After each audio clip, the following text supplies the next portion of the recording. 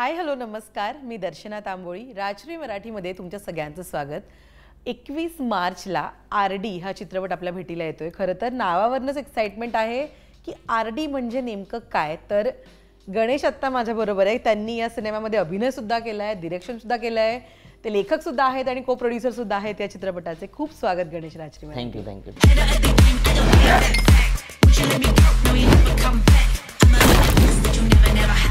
हे बघ RD, तू फक्त माझा आहेस. बरं, कसं आहेस? मस्त. तुम्ही कशा आहात? मी एकदम मस्त. जसं मी आत्ता ओपनिंगमध्येच म्हणाले, RD नावापासूनच ही एक्साइटमेंट आहे. तर सिनेमाबद्दल गप्पा मारायच्या आहेत, पण त्याआधी मला सांगा RD म्हणजे काय नेमकं. RD हे ॲक्च्युली जे मेन सेंट्रिक कॅरेक्टर आहे आपलं, तर त्याचं काय बोलतात त्याला, आपल्याकडं जसं असतं ना टोपण नाव असतं काय, तर RD हे कॅरेक्टरचं नाव आहे खरं तर. ओके. हां, रोहित देशमुख नावाचं एक कॅरेक्टर आहे. रोहित देशमुख. हां, ज्याचं त्याला सगळे RD या नावाने बोलत असतात. तर ती कॅरेक्टरची गोष्ट आहे अगदी. आणि ना ते खूप असतं की आपल्या चित्रपटाचं नाव काय ठेवायचं किंवा त्याचा काय अर्थ असेल, मराठी असावं का इंग्लिश असावं, असा बराच विचार विनिमय होतं, जे आता तुम्ही म्हणालात अगदी सोपं आणि सुटसुटीत गोष्ट आहे, राईट? सो हे आधीपासूनच ठरलं होतं हे नाव असेल चित्रपटाचं? हो, ॲक्च्युली सुरुवातीपासूनच नावावर तर मी खूपच स्पेशली म्हणजे काम करण्याचा विचार करतो, कारण की कोणत्याही सिनेमाचं नाव हे सगळ्यात पहिलं अट्रॅक्टिव्ह वाटलं पाहिजे, की नंतर आपण सिनेमा बघायला जातो. बरोबर. त्याचं पोस्टर आणि नाव. तर आपल्याकडे खरं तर असं 2 अक्षरांची नावं किंवा अल्फाबेट्स वापरून नावं ठेवण्याची जास्त पद्धत नाही. तर म्हणलं आपण काहीतरी नवीन करण्याचा प्रयत्न करू. तुम्ही लेखन सुद्धा केलं या चित्रपटाचं. जरा मागे जाऊन विचारते, कधी नेमकी RDची सुरुवात झाली? आणि एक असताना की ती गोष्ट आपल्याला क्लिक व्हावी लागते चित्रपटाबाबतीत, मालिकेबाबतीत किंवा कुठल्याही प्रोजेक्ट बाबतीत. काय नेमकं घडलेलं आणि RD सुचलाय, काय होतं ते? ॲक्च्युली ज्यावेळेस लॉकडाऊन लागलं होतं आपलं कोविडच्या पिरियडमध्ये, तर मी आणि माझा मित्र एक अप्पासाहेब म्हणून, तर आम्हाला ॲक्च्युली तो जाणार होता आणि त्याचं 4 दिवसानंतर म्हणजे गाडी होती. तर त्या पिरियडमध्ये झालं की 4 दिवसात करायचं काय, ॲक्च्युली रिअल प्रोसिजर आहे. आणि मग काहीतरी करू, आपण एक सिनेमा लिहूया. आणि सिनेमा लिहायचा तर खूप मेजर गोष्टीवर नाही लिहायचा. त्या फिल्मची सुरुवात एकदम अशी इतकी छोटी असली पाहिजे, जसं की एक स्माईल किंवा एक शब्द किंवा काहीतरी असं की ज्याच्याने आपण मोठा इम्पॅक्ट करू शकतो का, जो स्क्रीनवर बघताना लोकांना थोडंसं एक सरप्राइझिंग वाटलं, अरे यार या छोट्या गोष्टीला त्यांनी एवढं कसं काय मोठं केलं. तर ही आमच्या डोक्यात पहिली गोष्ट आली. चला मग बघूया, ट्राय करूया, स्टार्ट करूया. आणि ते मग आम्ही 4 दिवसामध्ये ती फिल्म कम्प्लीट लिहून झाली आमची. पण तो गेला. मग परत आमच्याकडे स्क्रिप्ट होतं, काय करायचं. बरेच दिवस मग मी निर्मात्यांना पिचिंग चालू होतं.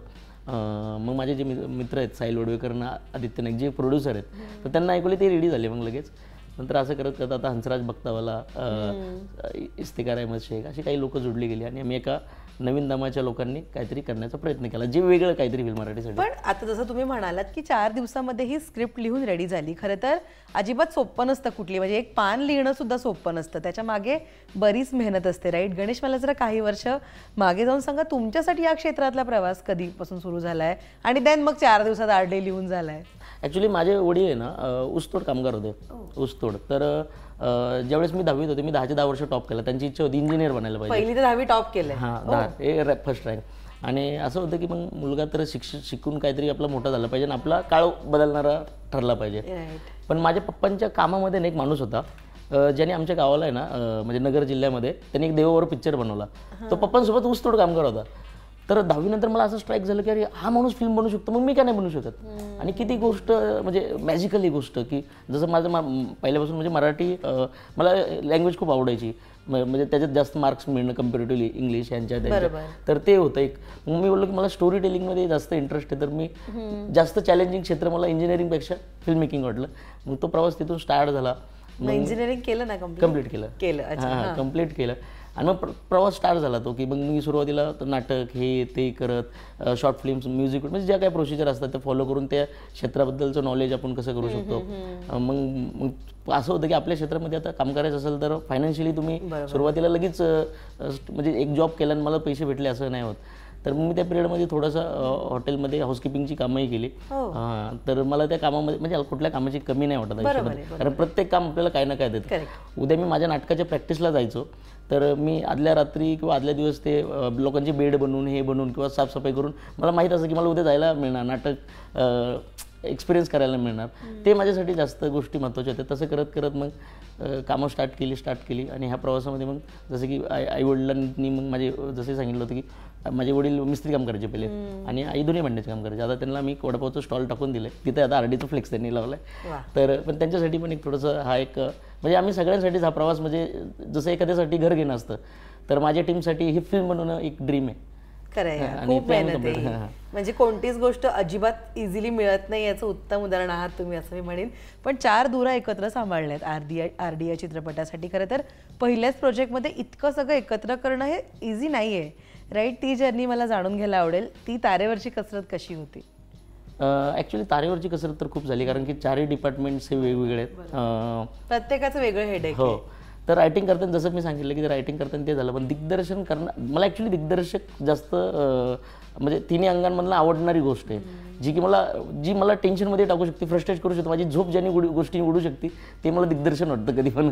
ॲक्टिंग तर आपल्याला आवड असते आणि ह्या फिल्मचं रिक्वायरमेंट होती की म्हणजे जसं की तुम्ही बघितलं तर ट्रेलरमधून तुम्हाला अंदाज आला असेल की संपूर्ण फिल्म हे जास्त तर रस्त्यांवर फिरती गोरी. तर एखाद्या स्टारला घेऊन रस्त्यावर फिरून ती गोरीला शूट करणं इझी टास्क नव्हता.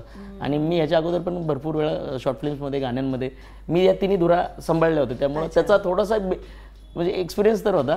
मग नो डाऊट उडी घेतलीच होती, तर अजून एकदा बोललो. ॲब्सोल्युटली. पण ना प्रेक्षकांमध्ये नेहमी प्रश्न असतो की बाबा काय सांगू पाहतोय हा चित्रपट, राईट? आरडी काय सांगू पाहतोय प्रेक्षकांना? आरडी पहिलं सांगतोय की नवीन दमाची लोक येतात आहे आणि ते एक वेगळ्या प्रकारचे प्रेझेंटेशन घेऊन येतात आहे, गोष्टींना सांगण्याची पद्धत बदलतात आहे, तर ती तुम्ही बघितली पाहिजे. ही पहिलं आरडी फिल्म सांगते.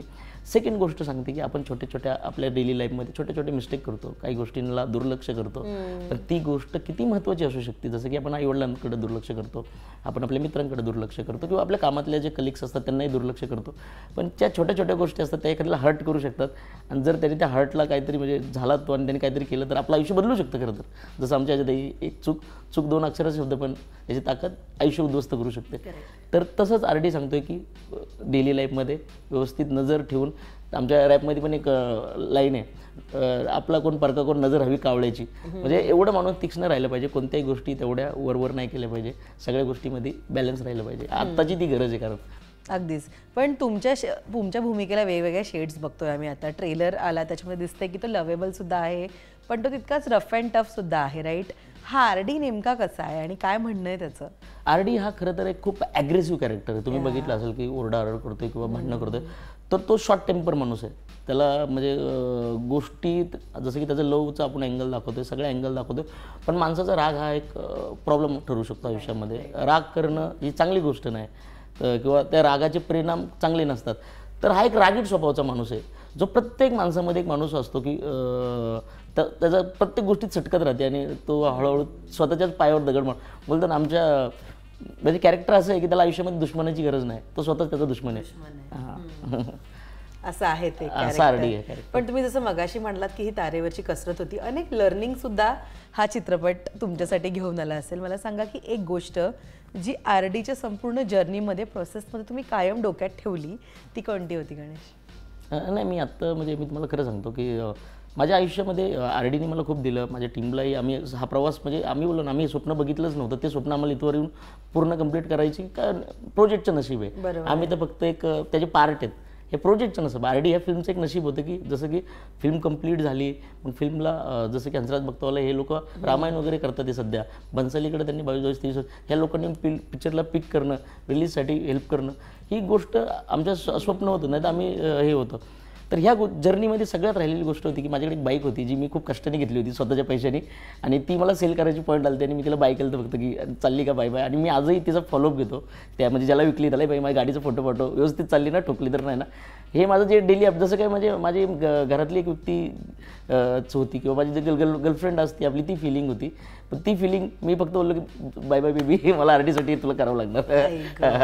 तर ती एक गोष्ट खूप माझ्यासाठी इमोशनल आहे, आणि ती गोष्ट मी आयुष्यभर नाही विसरणार की मी माझ्या गर्लफ्रेंडला बाय बाय केलं तर आरडीसाठी. लवकरच परत.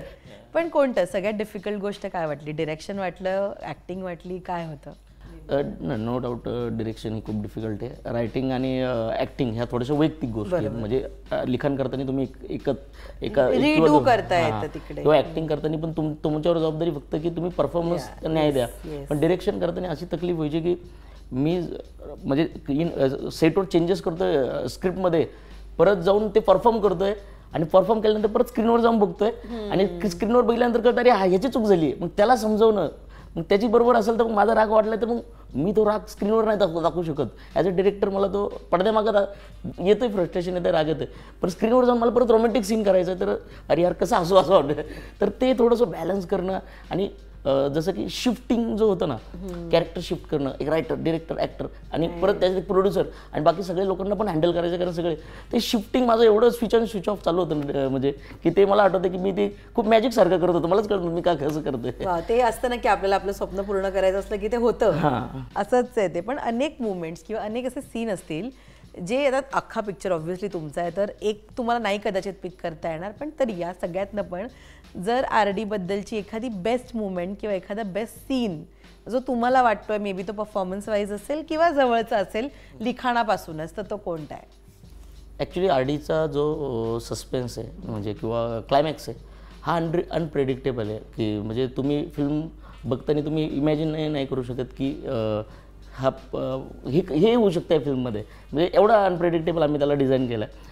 तर तो सीन पहिला आम्ही सगळ्यात पहिला शूट केला होता आणि बाकी जे कॅरेक्टर्स होते त्यांना काहीच माहीत नाही की हा सीन कोणता लागतो का, आणि पिक्चरची ताकद पण तीच आहे, फक्त त्या एकाच कॅरेक्टरला माहीत असतं की सीनमध्ये काय चाललं आहे. बाकी जे कॅरेक्टर्स सीनमध्ये इन्व्हॉल्व आहेत त्यांना ॲक्च्युली फिल्ममध्ये पण माहीत नाही की हे काय चाललंय. आणि मी ते जे करून घेतलं, मला विचारत होते प्रश्न, अरे काय करायचं, मी काही कोणाला सांगत, तुम्ही फक्त प्रेझेंट थांबा, मी सांगतो तेवढं करा. आणि ते मला ते जे प्रश्न विचारत होते ते कंटिन्युअस, ते मला माहीत होतं की जर का ह्यांना जर मी सांगितलं तर हे लोक मग कदाचित ॲज अ परफॉर्मर त्या गोष्टीचा विचार करून ॲक्टिंग करायला लागतील, पण ह्यांना कन्फ्यूज ठेवायचं आहे. आणि ते कन्फ्युजन मला एकच तेवढी स्ट्रॅटेजी होती की त्यांना काय सांगायचं नाही. तर ती गोष्ट मॅजिकल होती की त्यांना मी एडा वाटत होतो, अरे काय करतोय. आणि हे चॅलेंजिंग असतं खरं तर की आपल्या बाजूला इतकी लोक आहेत आणि त्यांना सांगायचं नाहीये की इकडे काय घडतंय ते, राईट. पण कोणता सीन आहे फेवरेट? तो एक क्लायमॅक्सचा सीन आहे की आणि नो डाऊट माझं सगळ्यात महत्त्वाचं म्हणजे की जेवढं पच्ची गाणं आहे आपलं जे आत्ता रिलीज झालं आहे, तर ते माझ्यासाठी खूप चॅलेंजिंग होतं, कारण मी नॉन डान्सर होतो आणि मला डान्स करायचं होतं, प्रॅक्टिस आणि कोरिओग्राफी आणि स्क्रीनवरती एवढे एनर्जेटिक गाणे आदर्श शिंदेंनी गायलेलं, तर त्याला न्याय पण द्यायचा होता. आणि मला ॲक्टिंगच्या सगळ्या गोष्टी म्हणजे कधी प्रेशर येत नाही, पण पहिल्यांदा डान्स करायचं जे माझं प्रेशर आलं, नंतर मी झालं की बाबा जिंदगीत परत नाही डान्स करायचा. पण खरंच तुम्ही सुरुवातीपासून सांगता या इंटरव्ह्यूच्या की खूप मेहनत आहे RD तयार होण्यामागे, आणि अशा वेळी ना अनेकांची मदत, त्यांचे हातभार लागणं खूप गरजेचं असतं. RDच्या बाबतीमध्ये मला सांगा, कोणाकोणाची या प्रोसेसमध्ये मदत झाली तुम्हाला? संपूर्ण प्रोसेसमध्ये जर आमची जी टीम आहे, माझे महत्त्वाचे 4 प्रोड्युसर्स जसे की आदित्य नाईक, साहिल वडवेकर, हंसराज भक्तावाला, इफ्तिकार अहमद शेख आणि 2 अजून को प्रोड्युसर आहेत आमचे. तर हे को प्रोड्युसर्स ज्यांनी विश्वास दाखवला की एका नवीन मुलावर आपण पैसे टाकायला पाहिजे किंवा हा जे ड्रीम बघतो या ड्रीमला सपोर्ट केला पाहिजे. नो डाऊट हा प्रवास खूप डिफिकल्ट होता 2 वर्षाचा. तर त्या प्रवासामध्ये मला माझ्या मित्रांनी जी हेल्प केली किंवा घरातल्या लोकांनी जी हेल्प केली आणि समजून घेतलं की एक ना एक दिवस आपण तिथं पोचू जे 21 तारखेला पोचणार आहे. तर हा बिलीव जो होता ना, कारण हळूहळू कसं होतं माहिती आहे का दर्शनाची, की जसे जसं पिरियड ऑफ टाईम जातो ना लोकांचा विश्वास तुटायला लागतो. जसे पिक्चरमध्ये क्लायमॅक्स जसं येतो आणि लोक हे व्हायला लागतात आणि मेन कॅरेक्टर एकदम प्रेशरमध्ये असतं, तसंच सगळं प्रेशर मला ते मागच्या 2-4-6 महिन्यामध्ये वाटायचं की अरे ही तर माझ्या जवळचं आहे, हा माझ्या जवळचं आहे, ही लोक माझ्याशी असं कसं काय वागू शकतात किंवा यांना माझ्या विलीव का नाही वाटत आहे, हा जो फिलिंग यायची. पण हे कळलं होतं की मला जशी RDची एक प्रोसिजर आहे किंवा जर्नी आहे, तशी गणेश शिंदेची पण एक जर्नी आहे आणि फिल्मची पण एक जर्नी आहे. तर या जर्नीत ते घडणार. लोकांना आता जसं की 21ला फिल्म येते तर आता सगळे रिलॅक्स झाले थोडे, कारण की नो डाऊट त्यांचं पण काय असं हे नव्हतं. एक असतं ना की जवळच्या माणूस काय होईल का याचं आयुष्यात, किंवा हा जे स्वप्न बघतो ते स्वप्न नक्की, आणि स्वप्नच असं म्हणजे फिल्म बनवणं आमच्यासाठी खूप मोठी गोष्ट आहे. खरं तर आमच्या मागे खूप मोठा बॅकिंगला प्रोड्युसर नव्हता, काय नव्हतं. आमच्यासाठी म्हणजे असं होतं की हे एक्स्ट्रीम लेवलचं स्वप्न होतं की फिल्म बनवणं आणि ती कंप्लीट करून रिलीज करणं. आणि ते म्हणजे तो विश्वासच नव्हता कोणाला आणि आम्ही करू शकलो नाही सगळ्या टीमला घेऊन. खरं तर चित्रपट बनवण्यापेक्षा ती रिलीज होणं आणि ती करणंच तितकं महत्त्वाचं असतं. आणि 21 मार्चला येतोय RD प्रेक्षकांच्या भेटीला. काय अपील करायला आवडेल प्रेक्षकांना? थिएटर्सपर्यंत यायचं आणि RD बघायचं. थिएटरमध्ये आल्यावर हा पिक्चर बघितल्यावर प्रेक्षक आपल्याबरोबर बाहेर जाताना काय घेऊन बाहेर जातील? नक्कीच 21 तारखेला ज्यावेळेस चित्रपटगृहात RD येईल तर तुम्हाला एक नवीन प्रेझेंटेशन दिसेल. एक यंग व्हॉईसनी जी काही गोष्ट सांगितली, जिची सांगण्याची जी पद्धत आहे ती तुम्हाला एक नवीन मराठीमध्ये बघायला मिळेल. सेकंड गोष्ट की एक नॉर्मल ऑडियन्स म्हणून तुम्हाला ज्या ज्या गोष्टी अपेक्षित असतात एका फिल्मकडून, त्याच्यामध्ये सस्पेन्स, ड्रामा, ॲक्शन, जे जे थ्रिल तुम्हाला अपेक्षित आहेत, एक उत्तम संगीत, गाणी, तर ती सगळी बाहेर येतात. तर तुम्ही 2 तास स्वतःला विसरून फिल्म बघायला आल्यानंतर तुम्ही नक्कीच काहीतरी म्हणजे असं घेऊन, अरे यार काय नाही, आरडीने मला खुश केलं. आणि एक छोटी गोष्ट सांगितली जी मी कोणाला सांगणार नाही, पण माझ्या आयुष्यभर लक्षात राहील, अशी तुम्हाला एक फिलिंग येईल आरडी बघितल्यावर 21 तारखेला. येस, आणि मला पण उत्सुकता आहे आता या गप्पांनंतर चित्रपट बघायची. पण गणेश, थँक्यू सो मच, तुम्ही वेळ दिला, इतक्या छान गप्पा मारल्या. खरं तर आत्ताच प्रवास सुरू झाला आहे हा. अशी अनेक माणसं भेटतील जी तुम्हाला मदत करतील. पण once again thank you so much. खूप शुभेच्छा, खूप चित्रपट बनवा आणि मला नक्की आवडेल पुढे सुद्धा तुमच्या मुलाखती घ्यायला. नक्की नक्की. तुम्ही खूप तुमच्या मुलाखती मी खूप बघितल्यात आणि मला आवडतात सगळ्या गोष्टी.